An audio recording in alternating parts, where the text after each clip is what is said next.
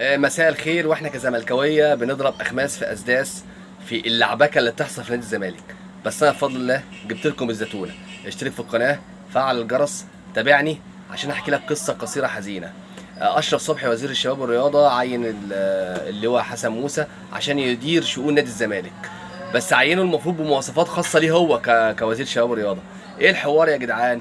ان وزير الشباب والرياضه جاب اللواء حسن موسى عشان خاطر من ضمن يعني الحاجات الجميله اللي هيعملها له حسن موسى ان يقسط غرامه كهرباء. خلي بالكم الموضوع ده جامد جدا، لان ده العائق الوحيد قدام اداره النادي الاهلي. موضوع تقسيط غرامه كهرباء ده العائق الوحيد ممكن يكون السنه دي كلها قدام كهرباء. ليه؟ لان لو كهرباء اعترف ان هم اللي قالوا له سافر واطلع بره واعمل لنا كوبري وتعالى، الاهلي هينزل درجه ثانيه. وما ينفعش يدوا له 2 مليون دولار، لان ده طبعا يعني اهدار مال عام والموضوع هيبقى اكبر قوي. فالموضوع عند النادي الاهلي كبير جدا في موضوع غرامه الكهرباء. فلما جابوا حسن موسى عشان خاطر يمسك نادي الزمالك، فكان من ضمن يعني الشروط بتاعتهم انه يقصر غرامه الكهرباء. الراجل ما وافقش، قاموا شايلينه وجايبين الاستاذ عماد البناني الاهلاوي عشان يقسط لهم غرامه كهرباء.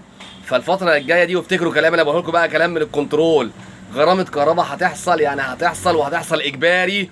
ولو جمهور الزمالك واقف على راسه هيقسطوا له الغرامه، لان لازم يقسطوا له الغرامه عشان يسكت، عشان ما يفتحش بقه، عشان الدنيا ما تضيعش في النادي الاهلي. خلاص، اشتركوا في القناه، فعلوا الجرس، تابعوني. السلام عليكم.